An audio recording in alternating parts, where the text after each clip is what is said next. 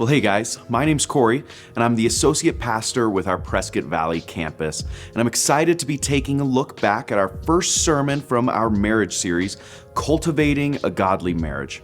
And this last Sunday's message focused on what it looks like to prepare the soil for your marriage. And while most of this message is specifically directed towards the unmarried person and what they can be doing to start their marriage on the right foot, I want to encourage anyone who already is married or anyone who knows marriage isn't something that God has in store for them to still stick with us today. See, at the end of the day, so much of what we are going to be talking about boils down to discipleship. So it's going to be applicable for anyone who calls themselves a disciple of Jesus. And throughout this video, we're going to have 3 moments where we pause and have some time to go through the life group questions. And then we'll pick it back up, so feel free to spend 10 or 15 minutes on each time we pause. Well, on Sunday, we spent a lot of time talking about how our marriage will reap what we have sown before the marriage. And this idea comes from Galatians 6, verse 7, where we read, "Do not be deceived. God cannot be mocked. A man reaps what he sows." See, in every area of our life, we will reap the fruit, good or bad, for the things that we had once sown. And this is incredibly accurate when it comes to the idea of marriage. See, whatever habits you and the person you are dating are creating right now, before you're married, those habits will absolutely leak into your marriage. But it's not only things that you sow with the person you end up marrying that will be seen later down the line, but it's also the habits that you are creating now on your own. It's also the decisions made and the habits created with someone else from your life. As much as we may not want it to, we will always end up reaping what we have sown. And our marriage will either be a benefactor of that or a victim of it. See, we are constantly sowing. Whether we recognize what we're doing or not, what we do now will sow seeds for the future. And unfortunately, we don't seem to have to be intentional at sowing bad seeds to reap that bad fruit. That happens all on its own without us doing anything. See, but for the healthy, God-honoring fruit, we need to be intentional about it. See, the marriage that you desire to have, it does not come naturally. It's something that needs care, far in advance, yes, even before you ever meet your future spouse. Unfortunately, though, there is this idea that any sinful habits we create while we are single won't make their way into our marriage. We come to the conclusion that they are just bad habits that will only affect us in this season, but not the next. As if magically, when we step into that next season of life, we will become a brand new person.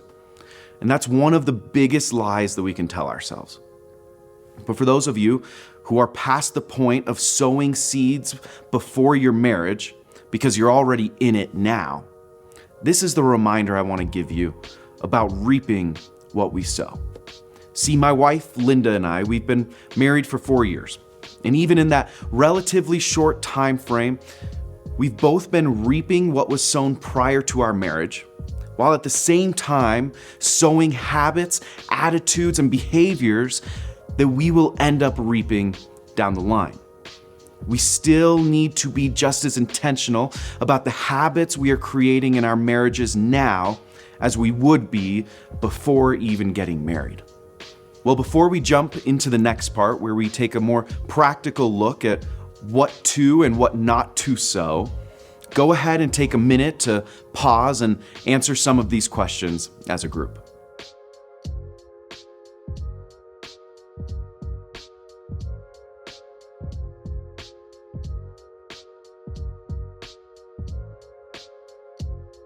Well, hey, welcome back. Now we're at the moment that you've all been waiting for. It's time to talk about sex. See, on Sunday, Jason reminded us the very important truth that we need to practice purity now to preserve intimacy later. And honestly, this isn't something that you're going to hear from many people outside of the church.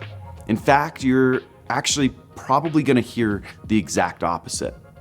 You will hear that the more sexual partners you have and the more sexually experienced you and your future spouse become, the more intimate you'll be able to be because of the experience that you had gained.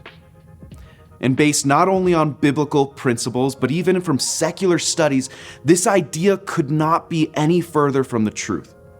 And it is an incredibly dangerous sin to get caught in. See, 1 Corinthians 6:18 reminds us to flee from sexual immorality. All other sins a person commits are outside the body, but whoever sins sexually sins against their own body. See, any type of sexual activity outside of the marriage of a man and woman is something that we are told to flee from. Not to fight it, but to flee from it. And if you do flee from it, I promise you that your future spouse will thank you for it. If we listen to what the culture says about sexual immorality, we wouldn't think anything of it. But if we look at the effects of what it has proven to do to marriages, we can understand why Paul commands us to flee.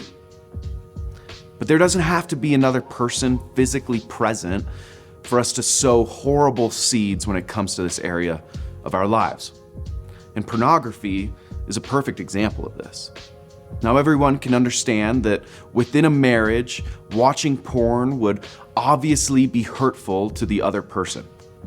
But before we're ever married, it can be easy to think that since you're not necessarily sinning against your spouse, that it's not as big of a deal, that it won't affect your marriage because it's not happening during your marriage. But the reality is the habits you create with porn now will be devastating to the fruit of your future marriage. Jesus takes it even a step further too, though. In Matthew 5:28, Jesus says, "But I tell you that anyone who looks at a woman lustfully has already committed adultery with her in his heart." See, do we really think that simply because we have a ring on our finger that we suddenly will stop looking lustfully at others?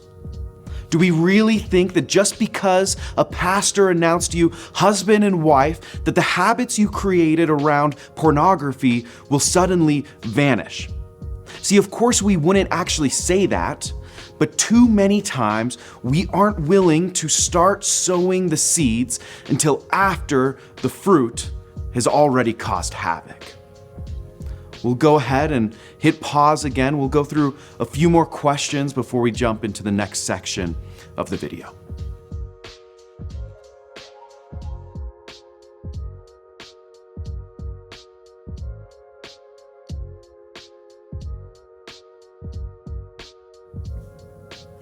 Well, welcome back. The last reminder I want to look back at from Sunday is to choose your spouse like you only have one shot at this. See, Jason reminded us of how important it is that we are wise in our decision making when it comes to the person we are going to spend the rest of our life with. I mean, it is a pretty big deal. And I get it. I mean, sometimes it's easy to get caught up in the emotions and the excitement of falling in love with someone. It can be difficult to see the ways that you may be incompatible with someone when you're still holding hands with them all the time and staring into their eyes. But if we truly believed and put weight to what Scripture teaches us, and that's the fact that marriage should only be ended by death, then I think we'd be more cautious and more discerning when choosing a spouse. We would really try to make sure that we are compatible with them. And we would make sure that we're on the same page when it comes to our faith. See, 2 Corinthians 6:14 says, "Do not be yoked together with unbelievers. For what do righteousness and wickedness have in common? Or what fellowship can light have with darkness?" See, you will have an incredibly difficult marriage and life if you and your spouse are not on the same page when it comes to your faith. Marriage vows won't suddenly get you walking in the same direction when it comes to this. But this concept of choosing your spouse like you only have one shot at it needs to bring about a change in our attitude as well. See, if you go into marriage with the idea that you actually have multiple shots of marriage if this one doesn't work out, then you're only setting yourself up for failure. You are not preparing the soil to uphold your vows. Instead, you are leaving a way out on the table. And if you are in a marriage now, and neither of you went into it with the mindset that this is your only shot, you can still change your attitude towards it. And then start living like the type of spouse who really believes that.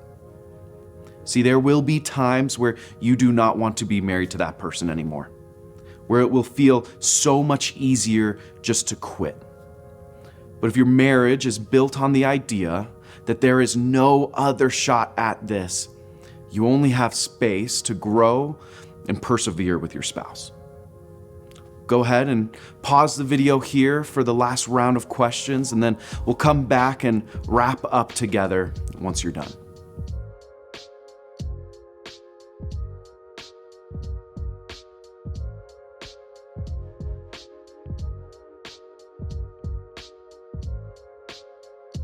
Well, I hope this was a helpful time for you, taking a deeper dive into what it looks like to prepare the soil for your marriage. See, the habits you create now, the seeds that you sow now will have lasting effects on your future marriage or on the future of your marriage. Cultivating the marriage that God desires you to be a part of is not something that should begin when you say, "I do," but it should start far before you ever meet your spouse. So throughout this next week, ask yourself, what habits are you sowing that you need to stop? And what habits do you need to start sowing now? And how are you going to do it? Well, thanks for being here today, and we'll see you next week.